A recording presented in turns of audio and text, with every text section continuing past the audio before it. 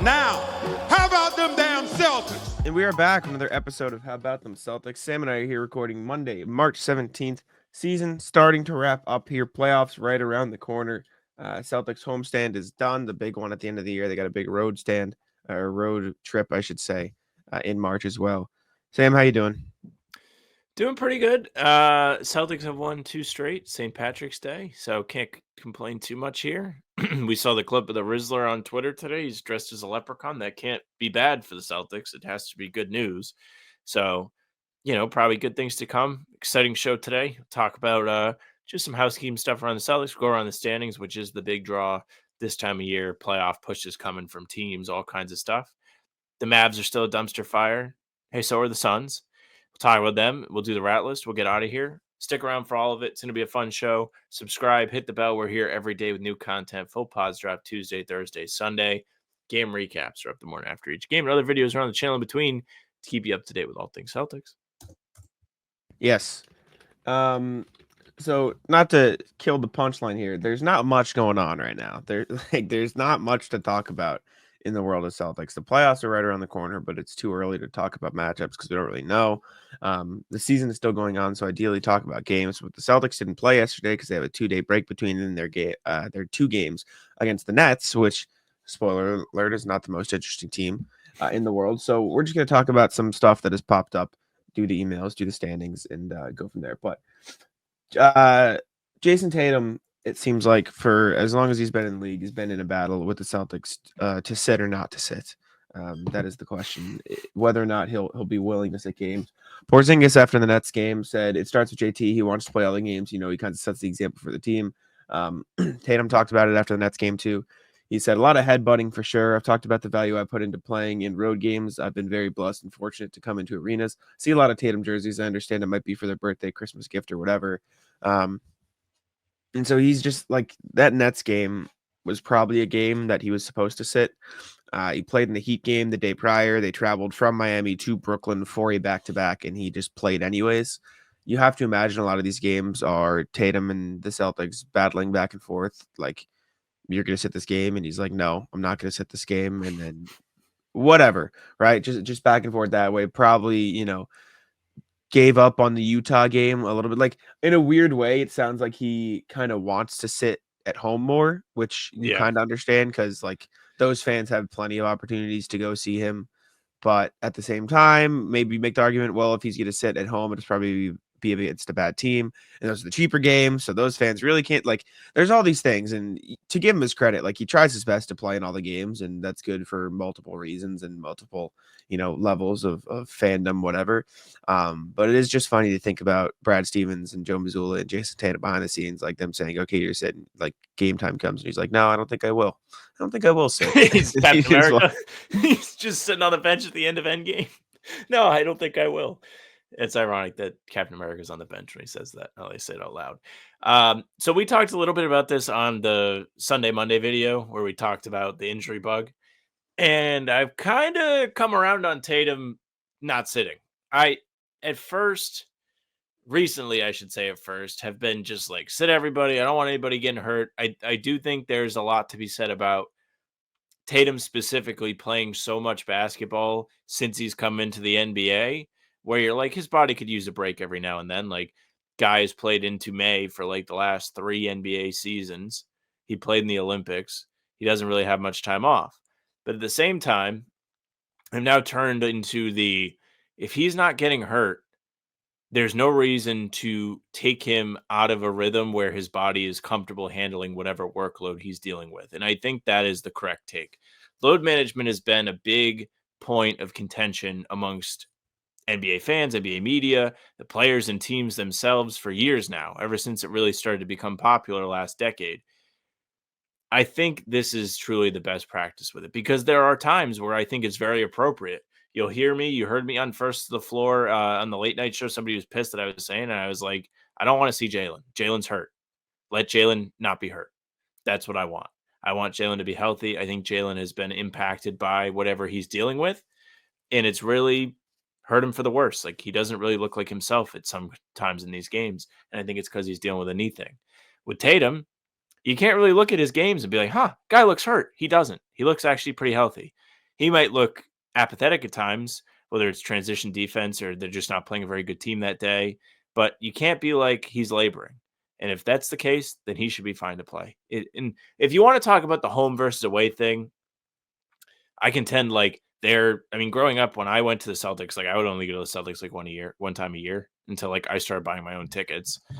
It's Like true. you could look at it that way too, but there of course are more opportunities to see him in Boston than Charlotte or Yeah. Brooklyn And his or logic makes wherever. sense. Like, Yeah, yeah, it like does. I was in that Brooklyn arena, man, and obviously there's levels to it. Like the Brooklyn Nets don't have a great team right now, and it's close to Boston. It was like at least 30% green in that whole arena. Like Celtics fans travel and they travel really well, and most of them were Tatum jerseys. Like for all the shit Tatum gets on social media, for all the stuff like oh he's corny, whatever. He is genuinely like one of the most popular players in the NBA, especially for younger fans. Like, and it's No not aura. close. Like there are like the level of LeBron jerseys you see when the Lakers in town and Curry jerseys and Warriors in town, it's not going to be there, but like it damn well might be third behind those guys, right? Like that's just the level of popularity that he has. I assume you're looking up jersey sales right now. Look down to search on. I don't know what jersey sales are at right now. I assume Luka skyrocketed after the Lakers trade, so he's probably up there after LeBron and Curry. But Tatum's been Yeah. top 5 since he's been in the league for a long time. Do you have him up? Yeah, so Tatum was 3 the last time they reported on this, which was at the end of Yeah, January. It was before the yeah. Luka trade. But the Celtics are the top team, which might have to do with people buying championship stuff. This Yeah. towel. I bought all the fucking stuff in June when they won. So I Mm. contributed to that. But I do think like that is a valid point. Can we talk about the Nets for a second? The What about Nets, this? so the Nets are just like, unless they are one of the league's best, I don't think they're ever going to have like significant fan interest. Like the Knicks are good right now for the Knicks. Like I don't think the Knicks are a threat, but they are the best they've been in a long time. A Mhm. prolonged stretch of good. A lot of good That players too. city, a lot of good Yes. players. That city loves the Knicks. They don't care for the Nets. There's also the layer to it that you kind of mentioned. Like it's close enough to Boston where like it's not you're not really pulling from a lot of areas to draw fans to the Nets. Like the Nets actually might need to move. I was thinking about that the other day. And their uniform stuff, they need to rebrand real They need bad. to rebrand. It's hard, man, because like New York is very clearly a big enough market to support 2 teams. Oh yeah. But when you have the Knicks who have been this popular, and I do think like there are Nets fans, like they exist, right? There are not 0 Those Nets poor, fans. poor It's just a souls. smaller fan base. It's like same like there are Clippers fans, clearly, right? So I don't know. It's hard, but it's doable. So and you make enough money probably in double New York teams that they're never going to move them out of Brooklyn, in my opinion. Um, but yeah, Tatum. I mean, we used to talk about this when we talked about Paul George, right? Like the one season he was a Celsius and they were the best. He didn't load manage a lot. Like they magically were better that year that they decided to stop. Like Yeah. I don't know how much like I think I think where I land on load management is it truly depends on the player. Like for some players, load management Yes. might work. Like it could work for Kawhi Leonard, who is now back and playing well and truly has dealt with like very chronic issues throughout his entire career. But for a guy like Tatum or a guy like, Paul George, who maybe haven't dealt with quite as many injuries. And obviously I know Paul George is very injury prone, but it feels like a lot of his injuries are big ankle sprain, big leg break, like big, like not the chronic, like my knee Big is completely impact. fucked, like Kawhi Leonard, or Joel Embiid. Like maybe the answer is not okay. Let's be really cautious and then throw you out there because that could have the opposite effect, right? Like if you don't play for long enough and then you go out there and have this really high stress environment, it's going to be worse. And so for Tatum and kind of all the Celtics except for maybe Kristaps and Al, that's probably what makes the most sense for them. And maybe not even Al because he is, a demigod, whatever. So I'm fine with Tatum playing all the games. Honestly, it is just funny to hear about. Like he goes, it's a lot of headbutting, which is just a funny thing to think about going on behind the scenes. I'm planting the flag on the Jalen load management. Do it. Sit him out. Let him rest. He's hurt. Sure. I just wasn't sure if I want to say sure or fair, so I just came out with fur. That's So fine. that's maybe a new word. But next thing, Erik Spoelstra after the Celtics game, recent game against the Heat. I talked about Derrick White a little bit. There's not much here, but it's just an interesting thing to hear whenever something like this comes out. Spoelstra, Derrick White, I think, is the most underrated player in the league. He just has timely winning plays over and over and over. Right when this game was in the balance, I think he made some big plays. I know Justin Turpin. I wonder if it's out so I can pull the stats. When we were on the bus to Brooklyn, he was writing a story on Derrick White's play in the clutch, and here it is. So Terp, the king of stats, by the way, if you don't know. Is now he you the know. prince? No. Should we respect Dick Lipe or no? Dick Lipe might be losing his throne to Terp. Terp beats Dick Lipe on a lot of these things. No, shout out Dick Lipe. Dick Lipe's a goat. So where are the stats? Let's see. This season, I believe this is. This season, Derrick White is shooting 14 of 23, which is 60.9% from 3 in the clutch. It's the best by any player with at least 20 attempts. Of the 29 players with at least 20 clutch 3-point attempts, no one else besides White, who's shooting 61, is shooting 44. So he is shooting like 20% better than anybody else in the clutch from 3.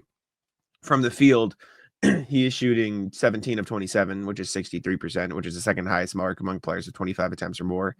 The other is Sabonis, and you can probably remember the game where he got a lot of those. So shout out to Sabonis, I guess. But this is the real one. Since arriving in Boston in the regular season, Derrick White is shooting 49 of 92 from the field, which is 53.2%. And since arriving in Boston from 3, he's shooting 34 of 54, which is 62.9% in the clutch. So he has made 62%. In the postseason, 7-11 from the field and 4-6 from 3. He is shooting 60% from 3 in the clutch, postseason and regular season, since being in Boston. You know how ridiculous that is? I wonder what it is. Shout out Turt for the stats, but man. Yes, those are excellent stats. Not easy to find those, actually. So hat tip to the man. Not the butt-ass reporter of the day, for sure. The opposite. But I wonder what it is for Derrick. Like, I wonder if there's just like a switch that flips, like where he's like, all right, like no matter what. What was the game? I think it was maybe it was Miami where he just wasn't playing that well. And then all of a sudden he made all the shots. Terp has it here. That's why he wrote it. So heading into the fourth quarter in Miami, Derrick White was 3 of 11 from the field and 0 of 6 from 3. But in the fourth quarter, he had 4 of 7 and 3 of 5 from 3. Yeah, like that is such a remarkable mental giant thing to do. When you're not making shots, it's not fun to shoot. When you're in a game and you feel like you're letting your team down, you don't want to just fire it up more. You're like, oh, what if I made the extra pass? At least as like a mortal like myself, somebody who's just like an average basketball person. I think NBA psychology is always so interesting to what it would be like to have the basketball abilities that some of these guys have and to have to think the game at a high level, knowing that you think you can make every single shot no matter what. Like, how often do you think Derrick White ever takes a shot and is like, I'm not sure about this one? Look, spray and pray. Never. It never happens. We've seen him go through stretches of not being confident. There was that big story. I think Noah worked on it a month or 2 ago where it was just like him talking about like he wasn't having a ton of fun playing. And I think that had to do with him not playing that great, the team not playing that great. Sure, it has an effect, but he's just tough as nails when it gets down to it. They needed those shots against Miami. Miami was competing. They were in the game. Neither team had a good offensive fourth quarter, and Derrick just carried the load, making shots from the logo. Like, yeah, sure.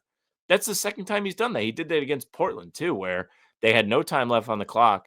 Maybe it's the kind of thing, I think when Marcus was here, I used to talk about it, where it feels like he's really good when there's not a lot of time on the shot clock. And maybe it's just because there's no doubt in his mind that he has to take the shot. Like, there's no other option. It's on me. I have to shoot it. This is the right play no matter what. It's like, if I play one-on-one, I feel like I am a 10 times the better shooter that I would be in a regular pickup game because I don't feel like I'm letting anyone down. And maybe that plays into this. Yes. That was kind of what I was going to say. All of the stuff about Derrick's confidence about whether or not, should I take the shot? I'm nervous. I don't know. Like in the fourth quarter, it is just like I literally don't have time to be nervous. Like there's no other option. I have to like that feeling doesn't even have time to set in. So I wonder if it's like almost a benefit for Derrick playing in the clutch because there's no like questioning if he should be doing what he's doing. So I guess from that perspective, it's a good thing. But there's not really much more to talk about it when Derrick White. It's just fun to hear Erik Spoelstra and other coaches like say cool things about him and stuff I like think that. we could tie into this though.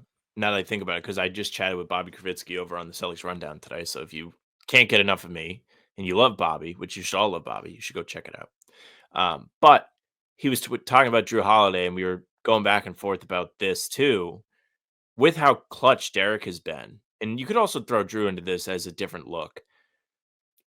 I would like to see more of those guys handling the ball at times in the fourth quarter.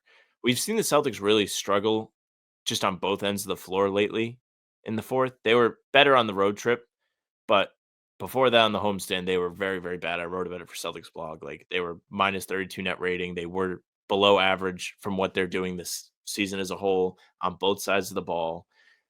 If they had just different things to throw at teams every once in a while, I think that would help.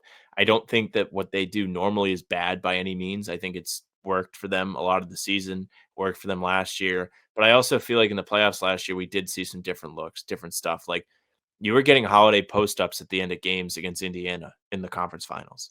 That was a real thing that they did. In getting Porzingis back, you might get some different looks too. But having Derrick White handle the ball and maybe have Tatum be the screener, that is like the main one. I think everybody would be like, yes, please, more of this stuff. If you want Holiday to be a part of it, sure. But those two guys would be just nice things to break in case of emergency. Like they can handle the ball. Use them once in a while. Not every time, but once in a while. Yeah. Yeah. The screening is interesting. I think Tatum screening more is good. I think Derek screening is more is good. I think that the thing is with every Celtic screen is just a way to get a mismatch. So they're always just looking to find a mismatch. And if Derek or Tatum has a mismatch on them, which Tatum almost never does, then they'll screen. So we'll see. But before we get into the next thing, I need to tell you guys about PrizePicks. PrizePicks is the best way to get real money sports action this basketball season.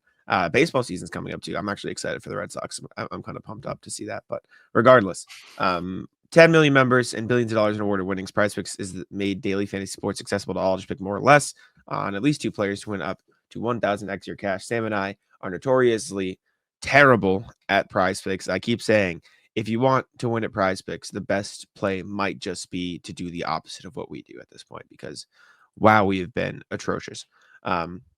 Regardless of that, though, it is still the best place to get action on sports in more than 30 states, California, Texas, Georgia, and right here in Massachusetts. It's really easy to use to create a lineup. All you have to do is pick more or less on a few player stats for your shot to win up to 1,000 extra money. Offers Venmo, Apple Pay, MasterCard, and more for quick and easy deposits as well. So a lot of different things you can use there. Second half of the basketball season is here, and the race to the playoffs is heating up, and PrizePicks is the best place again. So you can check out all those teams, a big race in the standings, everything like that. Tune into the pre-games to see what Sam and I got going on. If you'd like to laugh at us, I suppose it'll be an entertaining thing. But regardless, download the app today and use code CLNS to get $50 instantly after you play your first $5 lineup. Again, download the app today and use code CLNS to get $50 instantly after you play your first $5 lineup. PrizePicks, run your game. All right, let's jump over to the emails here. A reminder, as always, sorry, I've got a really stuffy nose today, like more than usual. It's not great, but a reminder, as always, email hbtcpod@gmail.com. That's hbtcpod, at gmail.com. So if you'd like to get in touch with us, we read the emails every full pod, or as many as we possibly can when we have time to record. So here we go. First one from Paolo from March 13th, so a few days ago. Paolo says, I got to say, I'm not panicking at all about the loss against OKC. I've calmly accepted the fact that they'll sweep our ass if we meet in the finals. Come on. Joking aside, we must respect the Cavs first and recognize that OKC is a fucking great team. I would be stunned if they don't reach the finals. Still hard beating the Celtics, even when you're up 3-0. Ask the Heat. Ciao, Paolo. Yeah, I don't know. I'm not too concerned about the Thunder games. There's a few things that go into it. I think the Celtics will be fine, but they're definitely a phenomenal team. So are the Cavs. You're not moved to anything like compared to, I think we didn't know how good either of these teams are going to be going into the season. Like when we did our standings prediction, I know Cleveland was low for both of us. OKC was probably around the top in the West, but they were still not like a lock or anything like that. How differently do you feel about one? I guess you could say OKC's just chances in the West, but more so like you said, there were a few things that stuck with you from these games. what do you think is the result if they play the Celtics? Like how confident are you in the Celtics? You moved. Like, how confident am I that the Celtics can beat the Thunder in a 7-game series? Correct. I You think can going give into the like out of season, 100 yeah, I percentage. think going into the season, I would have said like I'm 75% Celtics, maybe 80. Right now, it might be closer to 50-50. Like, Thunder are really Yeah. good. Like, I think it would be a phenomenal series. I might, if I was to pick, I'd probably still pick Celtics in 6. And the reason I have is I truly believe if you give the Celtics the number of shots and the quality of shots that the Thunder did in those 2 games in a 7-game series, the Celtics are not going to shoot 30% in an entire series. I just don't believe that. Based on what we've seen from them shooting in the playoffs, shooting in the regular season for the past 2 years, I don't believe that that's going to happen, right? You talk about the level of shooters, the level of playmakers they have on the team. Like, I don't think that's going to happen. Also, I don't think the Celtics foul 25 times a game in a 7-game series. Like, this is not to say the Thunder aren't a great team. Like, I've said it multiple times here. I think they are the best defensive team at rotating behind the ball that I've ever watched play basketball. They're phenomenal. They're truly like generational defensive team with the way they built things. Like, I believe that. But they still give up a ton of threes. And when you like, I think from that perspective, like the giving up threes, it could be very similar to the Bucks series we saw when Grant Williams down the Bucks, and because like the Bucks gave up a ton of threes, and the match just ended up coming out barely in the Celtics' favor. And then like on the other end, like they got to the 35 free throws that game. I like that is 15 more than they averaged. Like I don't, and when you consider the fact that also the whistle's probably not going to be quite as tight in the playoffs, that'll benefit the Thunder for their calls, but it also take away some of their free throws in theory. So I think it would be a phenomenal series. I think it would probably go 7 if I had to pick. I think a lot of people would pick Thunder in 7. I think a lot of people would pick Celtics in 7. And then it'd be, I think it's truly as close to a 50-50 as it can be. Yeah, I think I lean 50-50. I am moved by the Thunder games this year for what it's worth. I'm not typically overreactionary guy. I don't think it's an overreaction. I think OKC has proven to be legit. I think their record says a lot about them. I think we haven't seen Caruso yet in the Celtics games. He has not played against the Celtics yet. We saw Chet for the first time. I don't think he played the first game. I could be mistaken. It was either him or Hartenstein that was out. You saw both those guys in the same game for the first time at the Garden last week. And then, of course, J-Dub didn't play. Didn't have Porzingis for the Celtics side of it. I think you can count on the Celtics shooting better than they did on Wednesday. I think you can also count on Porzingis giving them a little bit of a different attack option, which would have helped, I think. But I don't know how I feel. I'd probably just pick Celtics because I'm a homer, and it would feel wrong to pick against them. Yeah, I think Yeah. the Thunder are real, though. The Cavs, I am not overly convinced about. Yeah, I think I'd be lean more like 70% against the Cavs, maybe 60, but we'll see. Thank you, Paolo. Next email from RJ. And now for something completely different. Afternoon, folks. Let's talk about the most exciting of topics coming into April. Who gets the 15th roster spot? Miles Norris is out. It's just too new for Joe to use him at all. Drew Peterson looks useful, but with the signing of Torrey Craig, he's been pushed back. That leaves young man everyone's underappreciate. Loves to underappreciate JD Davison. The best argument for JD is the emergency. Someone stubbed their toe, relief guard. There to make sure the guys are pulling only 30 minutes rather than 41 per game when the toe heals up. But I think JD earned the advancement, not because he's the next true Derek Pritchard, because he's put in 3 years of hard work to become the better version of himself. I believe the Celtics respect this, given that they moved up Jalen Springer. Brad didn't bring in another guard, but signed Craig instead. It also echoes Mazzulla's philosophy of no shortcuts. JD might not be the exciting choice, but part of reinforcing winning culture is rewarding people who show up day in and day out to do the work. Be well, RJ. Yeah, I agree. I mean, I said this when we were debating this back, a month or two ago. Like, I think he's earned it. I think it would be more of a reward thing. I don't think he'll be back next year. But if you're going to reward someone with that 15th spot, it makes the most sense to give it to JD. I feel like Peterson's more versatile, but they also don't need him. They have a billion guys that are wings. I also don't think there's a place for JD. They're just in a weird spot where I'm not like overly excited by any of these guys. I don't I think agree. it's Miles either. Like, I think he's just too raw and isn't really NBA built. Like, his body doesn't look like it's ready to defend at a high level or anything. I agree, but then I think what RJ's saying is, which I kind of agree with, like, if you don't think any of them will play and you're not moved by any of them, you might as well reward the guy who has spent 3 years with your organization and, helped you a fuck ton. And I mean, like, the main Celtics are good again, like really good. Yes, They've won like 12. They've won like 12 games in a row. So reward that guy. I think that's the point, and I kind of agree with that. Yeah, I mean, I don't think I'm going to be mad. Yeah. I think RJ and us are on the same point where it's just they're just gonna be hanging out. They're gonna get the 15 Yeah. spot in name only.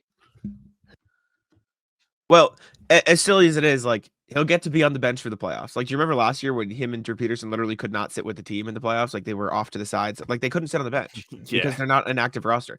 Let him fucking be on the bench. All right, like that's his reward. There you go. There you go, JD. Anyways, thank you, RJ. Next email is Lawson. Luke Cornett, Australia? Question mark. Good day, mates. I've noticed. Sorry, let me do that. Good eye, mates. No, that's bad. Stupid joke. I've noticed the last few games, Scala's been mentioning Luke Cornett with some type of association to Australia. I must have missed when it was initially mentioned. Do you guys know what he's talking about? Cheers, fellas. Justin Tatum's Hawks are 2-1 in the final series over here. Shout out Justin Tatum. I don't know. What is do. this? So Okay. Scal is talking about like Luke Cornett's looking sharp because of Australia or whatever. The reason why Scal is saying that is because the Celtics have at least one trainer who's from Australia, and they work on strength and conditioning and stuff with these guys. So Luke Cornett's been in really Yes. great shape this year, and those guys have done a ton of great work with Luke. So if you hear Australia mentioned now, I would say that is what Scal's talking about. My girlfriend asked me the same thing. She was like, "Is he Australian?" I'm like, "No, they have these guys." And yes, Yes. that's what it is. And I they've know been a a couple great of those addition guys. to the staff. Yes, I know a couple of them. The one Like, guy I think looks one's like name Shane is Gillis a little bit. I think one's name is Steve. He's a nice guy. I think he's like their head trainer. He's cool. They're cool. That makes a lot of sense. Yes. So hopefully that answers your question, Lawson. RJ says, "How weird is the West? Happy St. Pat's. Happy St. Pat's Day as I write this, everyone. A quick observation. Over the past week, the Lakers have gone from the 2 seed to the 5 seed, even though the past 10 games have gone 6-4. Denver and Memphis in the 3 and 4 slots have each gone 5-5, while the Rockets ship shot up to number 2 after a 7-3 run. All 4 teams have 25 losses. Like I said, weird. More weirdness. The decimated Dallas Mavericks, and that's kind. Decimated means losing out of 1 of 10 men. Have gone 2-8 over the last 10, yet still hold a game and a half edge on the Phoenix Suns at the 10th spot. Even if Dallas continues to slip, there's no guaranteed Phoenix will be eclipsed by the San Antonio Donuts, who are only 2 back of Dallas in loss column. Again, weird. In the meantime, I wrote a piece for Celtics blog about the most overlooked Celtics of all. It's about JD Davison. Go read it. Shout out RJ. And then Be Well RJ, who sent us a picture of the Chicago River dyed green for St. Patrick's Day. Are you This there, is so RJ? cool. I doubt it. It's probably just a fun thing for St. Pat's Day. I think this is a super cool thing. I think that's It fun. is cool. That's W really that they do that. cool. Yeah, West is weird. West is certainly weird. Boston should just do that to the Charles for the whole playoff run. Like anytime the Celtics are really good and competing for a championship, Green River for 3 months. That would really guarantee you wins at home, especially when the Celtics have struggled to win there over the last several postseasons.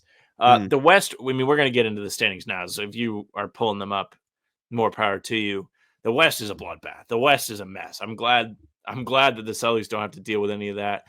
Even if you're a team like OKC at the top, you kind of have to sit there with a little bit of uneasiness because you just don't know who it's going to be in the play-in. You're like, man, could we get unlucky enough to have to play Golden State in the first round as hot as they've been? Or, I mean, all of those Minnesota's hot too. I'm sure if whichever of those two teams ends up in the play-in probably isn't going to lose and end up falling to 8. It's possible. It could happen. It's too bad the Blazers aren't closer. I'd Yeah, be heavily rooting for them to that'd be the sneak most it. fun one. Yeah. The Mavericks, not to jump the gun. Have you seen the stuff about them potentially having to forfeit games? Yes, I saw that this morning when I Crazy. was putting together the sheet. What a situation they're in. So I mean, I basically, like, think they'd like I don't that. know the full thing, but they are playing a lot of 2-way guys and 10-day guys right now, but they don't have the money or the slots or the financial flexibility to sign those 2-way guys to full contracts. So the 2-way guys only have like 3 or 6 or 9 games left that they're eligible or allowed to play in on the 2-way contracts. But they have so many guys hurt that they wouldn't be able to field, like they'd have like a 7-man or 6-man roster to play in a game. Like it is getting down to like they might have to play 4-on-5 or they might have to forfeit game. Like They got that is men's how league bad it is getting. numbers. It's bad. It's bad. But last email, RJ again. Morning, Jack. Thought I was for this to you. Oh, it's just merch stuff. Thank you. Thank you for keeping us updated, RJ. It sounds like shipping is happening. My order is now 10 days overdue. I think it officially counts as late. Thanks for checking into it. Okay, we'll send the email to Spring. I'm gonna remind myself to email Spring and check in on some of these orders. Thank you for keeping us updated. Cool. All right. NBA standings check-in. Let's jump on over there, see what's going on around the league. We just talked a little bit about the Western Conference, but we can take a look at the East as well, because as much as the top of the East isn't interesting, the middle and the bottom of the East is. Cavs, Celtics, Knicks, boring. Yeah, whatever. Past that, Bucks, Pacers, Pistons is the current order. Bucks half a game ahead of the Pacers. Pacers are 1 game above the Pistons. Pistons losing a little ground, but everyone's losing, so they're not out of it yet. Everyone's like 5-5 or something in the last 10. Even the Cavs lost, so that's how you know everyone's losing. Hawks, Magic, Heat, Bulls in the play-in. Bulls are 4.5 games up on the Raptors, Sixers, and Nets, who are the Bulls are going to make the play-in, which is ridiculous. Hornets, Wizards at the bottom. Wizards, by the way, 6-4 in their last 10. Marcus. Marcus and Chris Middleton have legitimately made them better, and luckily for them at this point, it doesn't really matter. Actually, that's the kind of a lie it does, because the Jazz could get the number 1 odds from them, so they're probably not too thrilled. So, congratulations to the Boston Celtics and Washington Wizards for holding the longest win streaks in the Eastern Conference. Everyone saw that coming. 2. And the Bucks. Bucks are tied technically, but win streaks too. I thought you were talking. I was looking at last 10. Oh, last Jesus 10. Christ, that's ugly. No.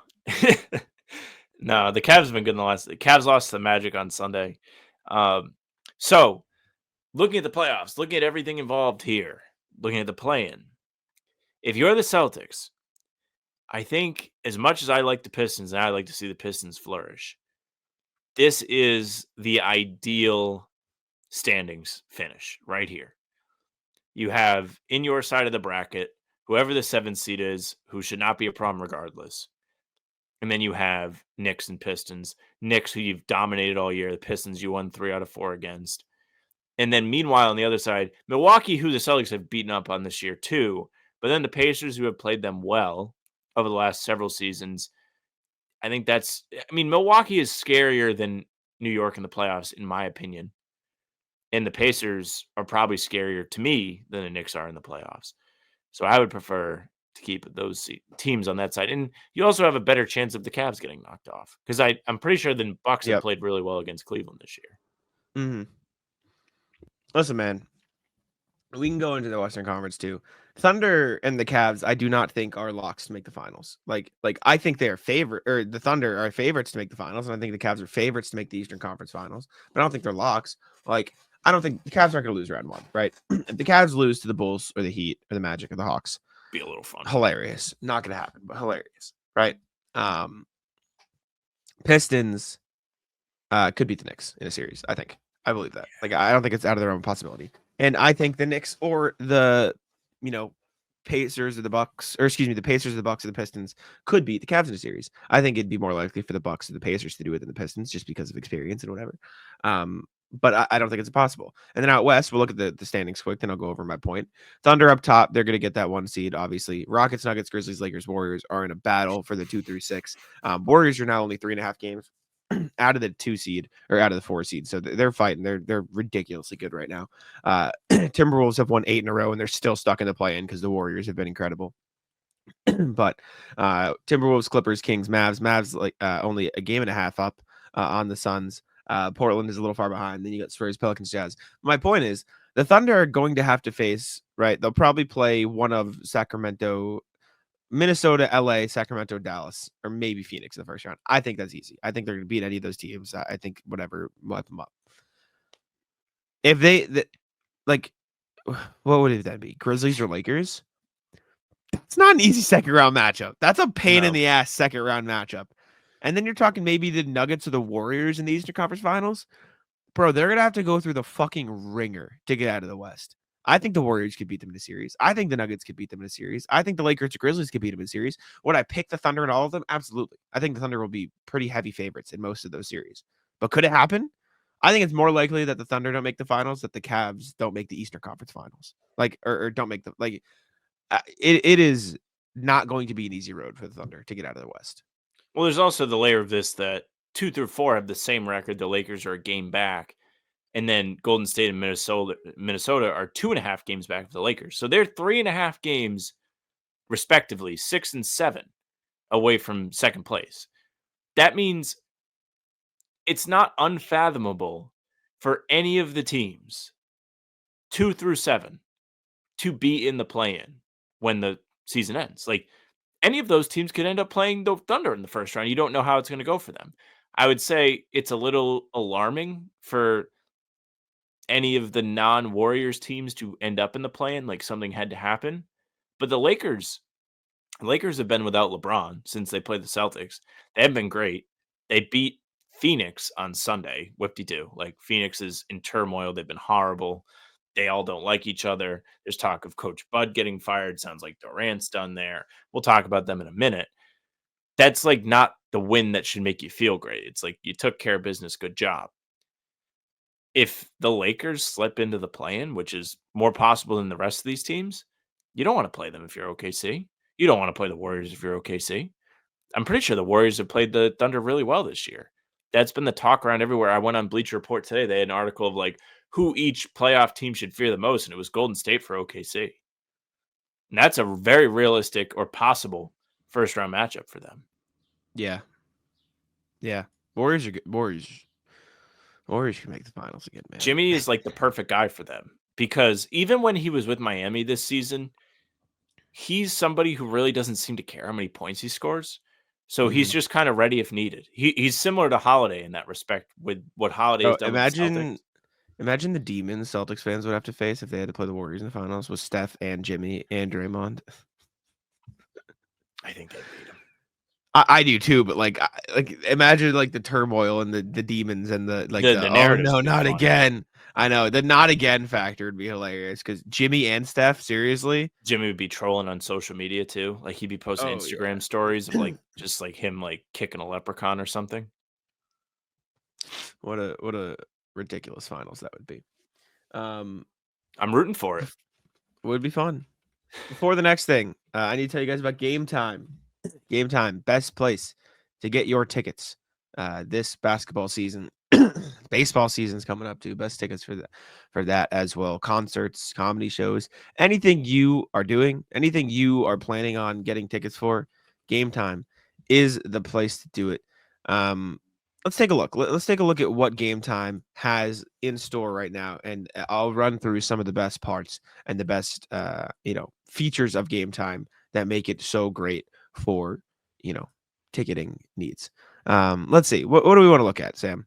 Cardinals Red Sox. Let's look at home opener. Let's check Fenway Park. Home opener for the Sox.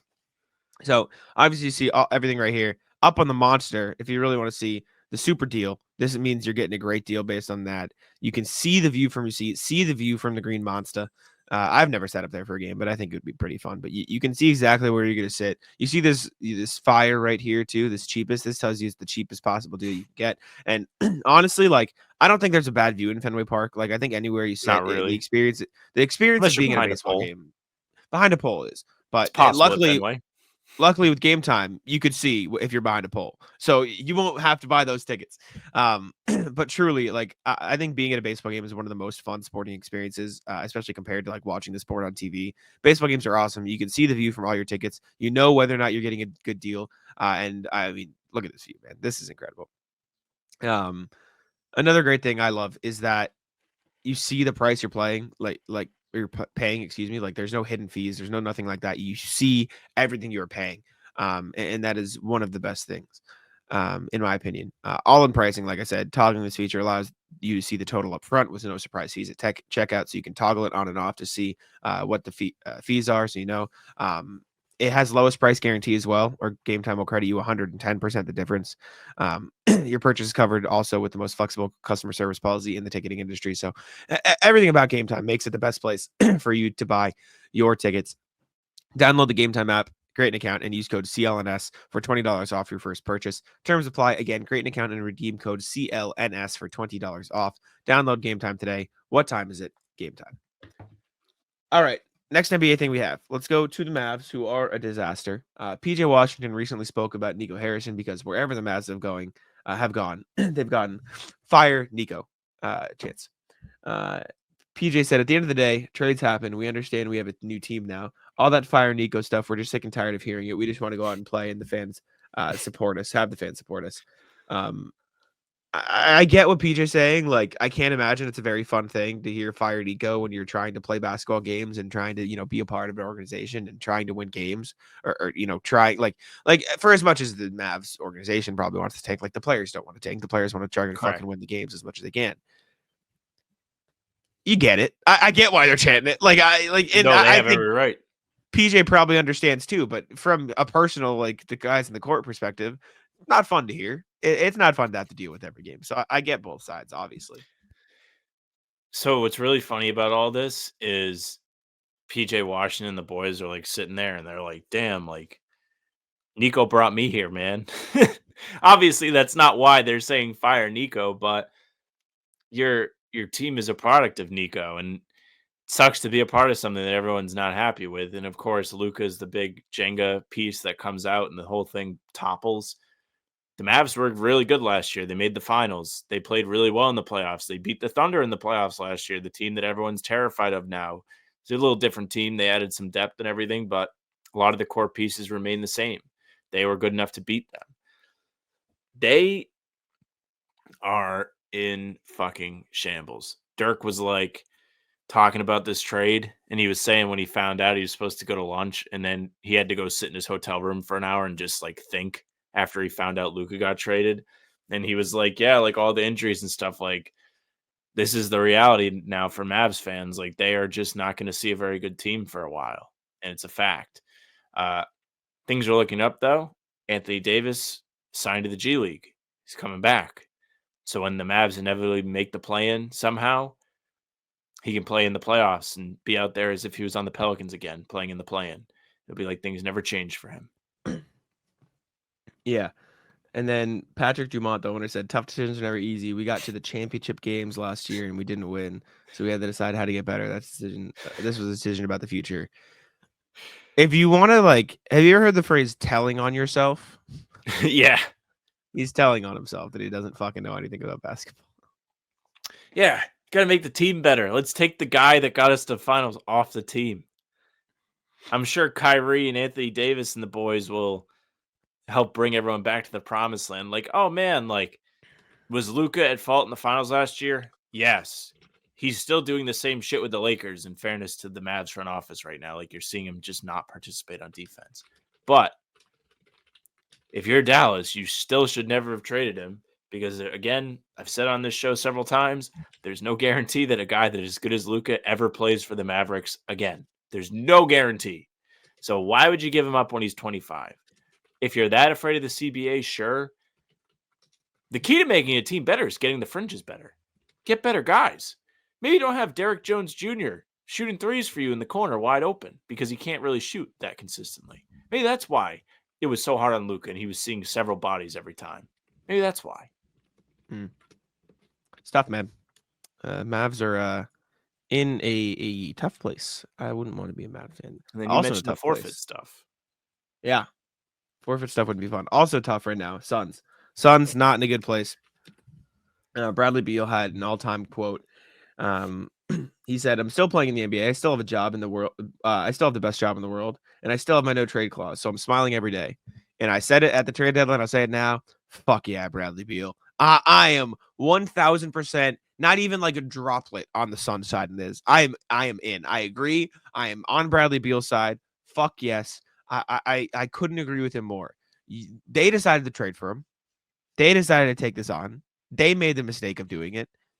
And for what it's worth, we're very much in a Tobias Harris situation. Bradley Beal is not a bad player. He is just a fucking terrible player for his contract. Bradley Beal is averaging 17, 3, and 3 on 50.5, 39.5 splits. He's fine. He is a quality NBA player that would be a great rotation piece on most teams. He is just not worth $60 million or however much he makes. And it's the Suns' fault for trading for that with a no trade clause. If I'm Bradley Beal, I'm smiling every day too. I'm playing in the NBA. I make a fuck ton of money. I have a no trade clause so I can decide where I want. I'm happy. Fuck it. Fuck you. You made the mistake. Deal with it. This is the real life version of the LeBron meme where he's in the pool, he's like smiling through it all. Can't believe this is my life. Yeah, That's there's a Bradley song Beal on after the that. Suns. Is that really a thing? So Gracie Abrams, who is an artist that I listen to a lot,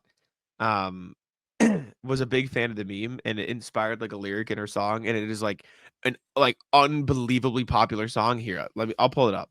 Let me see. All right, pull it We're up. gonna get a it's You like a play very popular song. if you do it for 7 seconds or less, I think we're good. Oh, really? Is that how it Yeah, works? I think you Let get me like try to find the there's like 7 a seconds thing that's then. like free range for 7 seconds. Okay, let me try to find the 7 seconds then as this loads. I will talk while you do that. That's fine. No, I got Okay. talk or pause. Pause. Oh, no, sorry. I couldn't hear you because I'm listening to music, and you said, "I will something while you do that," and I couldn't tell if you said, pause or talk, and so Said I would I couldn't talk. hear you. I didn't know, I couldn't hear you. I said I'd talk, then you said that's okay, and I was like, okay. Well, because I thought you said, "I will pause," and I said, "Don't do that." Oh, okay. But I have it anyways. It took me 2 seconds. It was just a disaster. All right, here you go.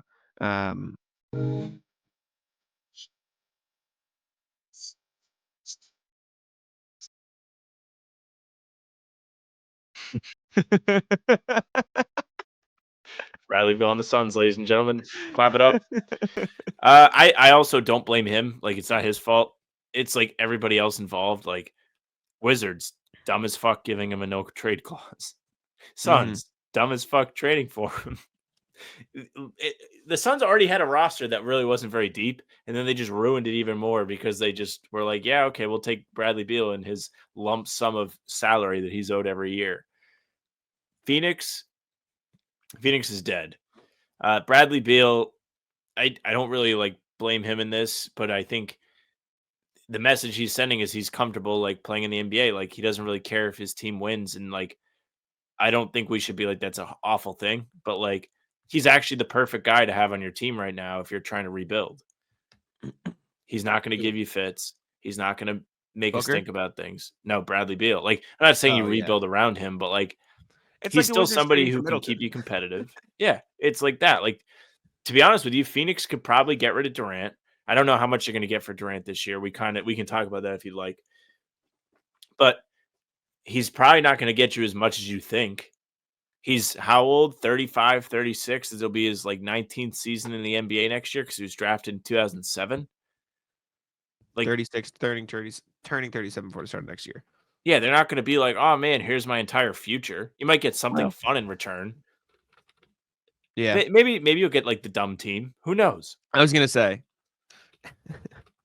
The options aren't as plentiful as I think people think they're going to be. So good luck to the Suns. There's more here. Plus, Matt Ishbia said they're never trading Devin Booker. He's like, no, we're not doing that. He said, That is not never him happen. over. It's silly. So here's what I'll tell you: I have Devin Booker in the prime. In order to win the NBA, you have to have a superstar. You got to have a great player.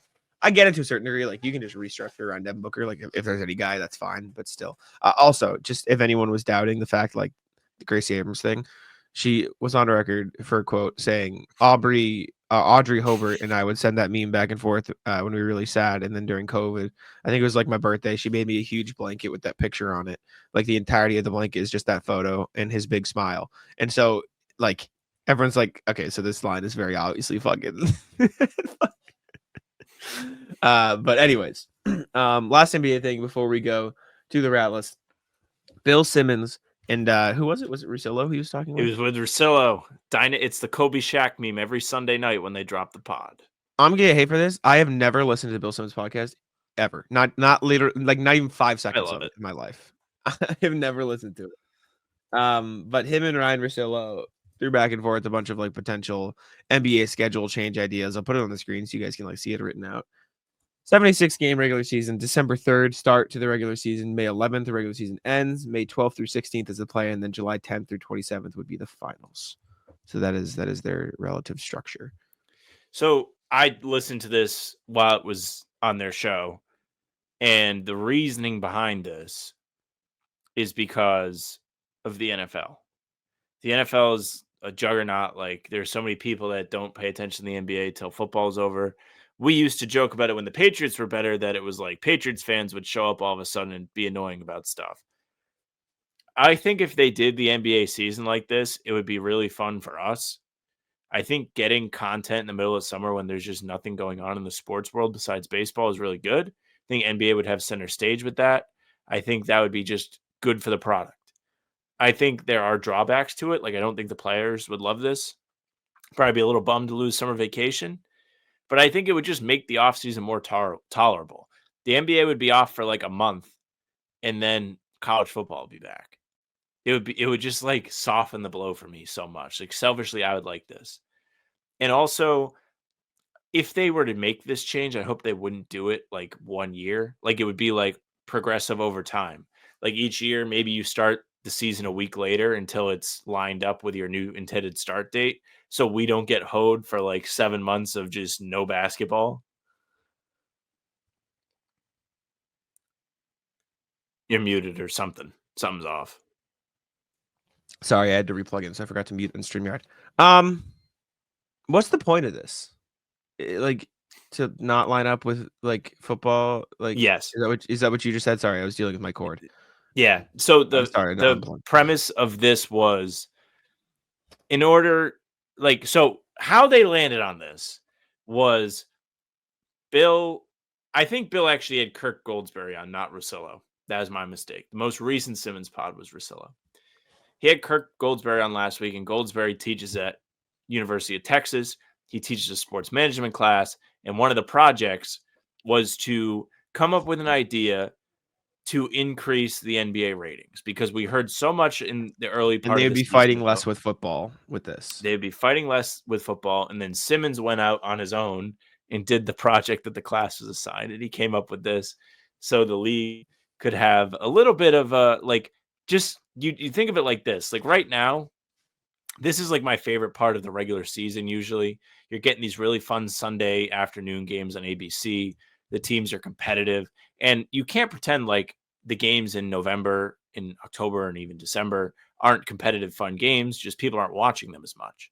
But if you did this, more of your season would be on the spotlight. Like, you would be no NFL, no football to compete with.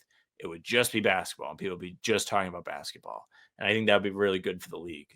Low-key, it would be good for us and everybody that covers the league. It'd be more interest. My only concern is I don't think the NBA's main issue is fighting with football. And so I don't think this addresses the main issue enough. I think the main issue is the season's like too long. And I don't, this isn't me saying This cuts it back. Shorten it. 6 games is not a big enough difference to change the issue. His initial or his final take, I think, ended up at 69 games.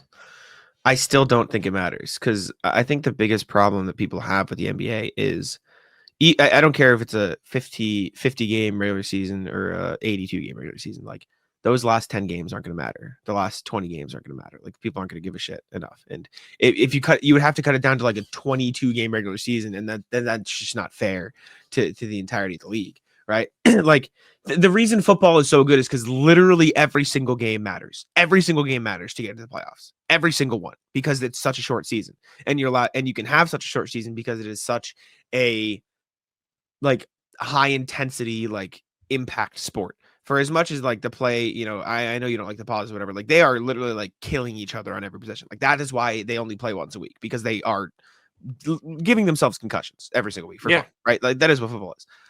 You can't do that in the NBA, right? Like, you can't just have a 14 or 20 game regular season, because then you wouldn't get the full picture. You wouldn't get into like all that. It doesn't make sense, because you play so often. Same thing with baseball. You can't do it. Hockey, you can't do it. But with those sports, like, you get these huge boring stretches of the season where people don't care enough. And the games where people do care are, oh, we're getting down to the wire. These two teams are playing. Like, let's see it, right? Like, if the Bucks or the Pacers magically play in the end of the season, like, that would matter. Or there's a huge trade and a huge storyline, like Celtics Lakers. You got that.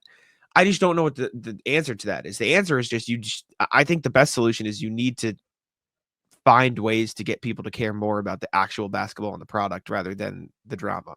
Like, I think that's the only way to get people to care about the end of the seasons and these seasons more. And having it down to a 69 or 76 game regular season isn't going to help that, right? Like you're just still going to have these stretches where people are like, oh, this basketball doesn't matter. You're still going to have the stretches where the Jazz are sitting every fucking player because they don't care, and people are doing like it doesn't matter unless you cut it down to a 20-game regular season, which they can and will not, or can't and won't do.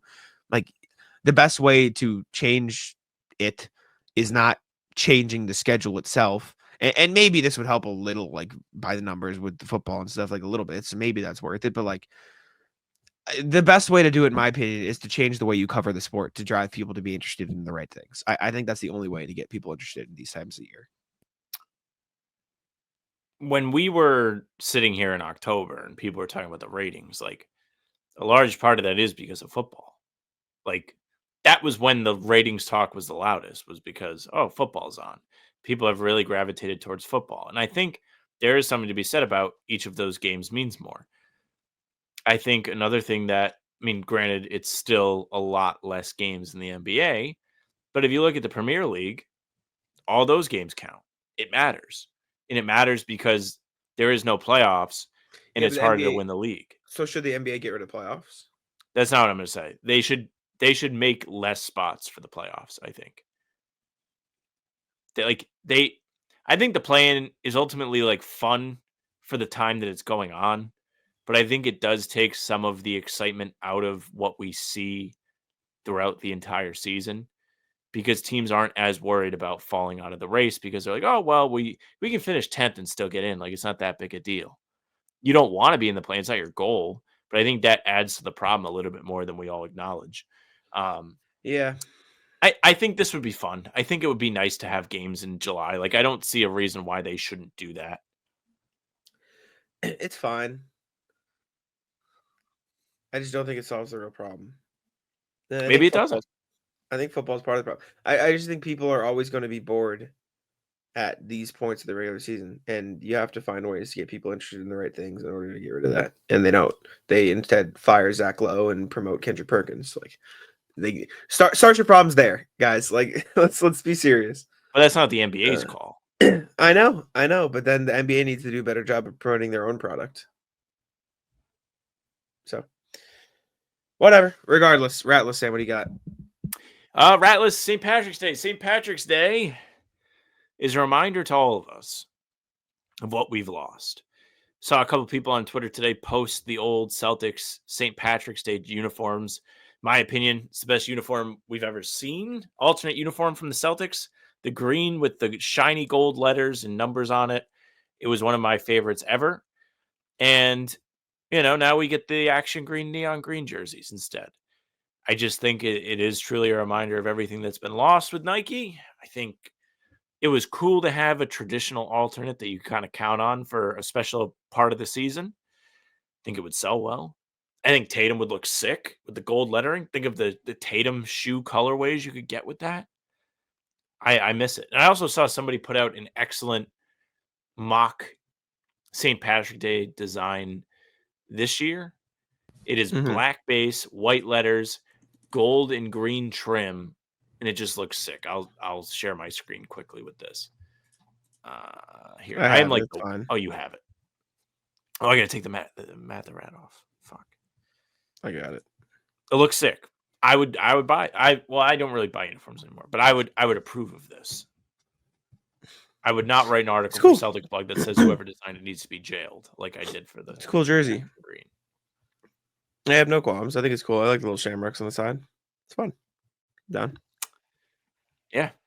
Nike just once again just ruining basketball by not having St. Patrick's Day for the Celtics. What do I want to rat list? I don't really know. I don't have too much. Rat list the chaos of the St. Patrick's Day parade. I had fun. I went to a couple like parties or whatever with my friends and like just hang out with them, drank a little and walked around. But it is fucking chaos in there during St. Patrick's Day. It is insane. I came back. The most fun of the day was we drank and then we came back on the tee, and me and Greg, who is my roommate's brother, who was in town for it, got Shake Shack, and that was the highlight of my day, getting Shake Shack, because that shit's fire. And after drinking it was the first thing I ate all day too, so I was like, yeah, this is special stuff. Special stuff. It's a long day. Yeah. Well, I had some random like snack from 7-Eleven at like 9 in the morning, but and then I didn't eat it until like 6. So I was very hungry, but it was a good day. Speaking of the St. Patrick's Day parade, Ian and Angelo tweeted out a picture yesterday of which my man Mr. T sent to the chat. So I saw it of a Boston police officer confiscating a Borg, which to my understanding, a Borg is a gallon jug, a milk jug, water jug full of alcohol, like just all kinds of mixed things. It stands for Blackout Rage Gallon. Okay, Blackout Rage Gallon. Thank you for that context. I had to Google it myself. And it is labeled Kristaps Porzingis number 8. Now, Borgzingus. My mistake. Now, whoever made this didn't put the right food coloring in. The fucking alcohol is blue. It's St. Patrick's Day. Make the thing green. The cop was right to take it. This guy, you can't name it Kristaps Porzingis and not. I don't think the color. I think the color of the Borg is because of food dye. I think it's just the color of the alcohol. Well, that's possible, but I've seen friends make them and food coloring them. You can food color them, but I don't think everyone does. And for context, everyone's Borg does look very different. Like this is like, here, I'll show you. They had Borg jails. Are you familiar with Borg jails? No, what is this? This is going to be interesting. I took the rat off. The cops, they take the Borgs. They have Borg jails. I actually kind of like this. There's a lot of green ones in here. All right, do we have any good names? There are. I don't know if they have good names. I can't really read. I can't zoom in too much more. Maybe I can. Oh, here we go. Fuck it, we Borg. U.S. plus Mexico Borger. Who's a good Borg? Break up with your girlfriend because I'm Borg. Borg Harrison. This is a song lyric. Break up with your boyfriend. Oh, okay. Because I'm bored. It's an Ariana Grande song. Bears beats Battlestar Borgactrica. You had something there, then you lost it. The illustration's very good though. These are fun. Like yeah. White. I should just do that. But it's... damn, I Borgot. That's a good one. I like that a lot. I should just do that, and it's just green water. Also, some more Boston Borg jails in the T station. They're just taking them, man. Look at them guarding the Borg jail. What a ridiculous thing. What a time. I'd never heard of this until like a year or two ago. Yeah, I wasn't super familiar either. But very funny. Ratless not making your Kristaps Borg fucking green. Terrible. Should have been green. Awesome. Yeah, it should have been green. I agree. I don't have anything else, I don't think. Ratless, the guy on Arkansas, the center. So, for context, this week March Madness starts. Tournament starts on Thursday. Some of those games will be played right here. Providence. And Coach Calipari is giving his team a little chat, talking about where the games are going to be. His center says, "Where is Providence?" The fucking nerve. I hope Kansas fucking dog walks Arkansas on Thursday. Now, the disrespect of the Ocean State needs to stop. I don't know if I have anything else. I think I'm done. I'm hungry. I need to go eat something. I feel kind of like shit. Not even hungover. I'm just like so tired because like I didn't sleep because I got back from Brooklyn at like 4 a.m. and then I got up at 8 a.m. and then I didn't sleep well last night either. So I'm just like, I need to get back on like a normality because no game tonight. You can chill.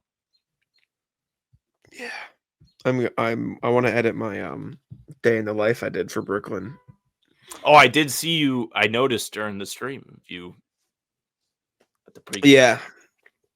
Yeah. Hopefully I did it well. I forgot to edit capture some of me like walking places, so it might just jump around a little bit more than usual. But yeah, I don't got anything else. You got anything else? No, we can wrap it up there.